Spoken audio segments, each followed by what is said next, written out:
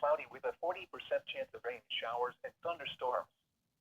Highs in the upper 70s. Lows around 60. Monday, partly sunny. Highs around 80. Monday night and Tuesday, partly cloudy. Lows in the upper 50s.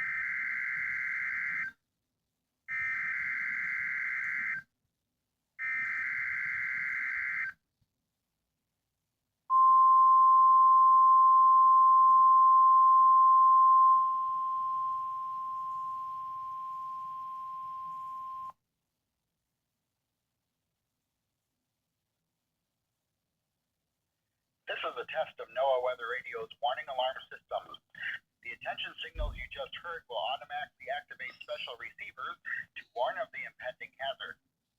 This test is conducted each Wednesday between 11 a.m. and noon, but may be postponed if there is a threat of severe weather.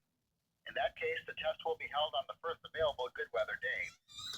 Reception of this broadcast and the warning alarm feature will normally vary with distance from the transmitter.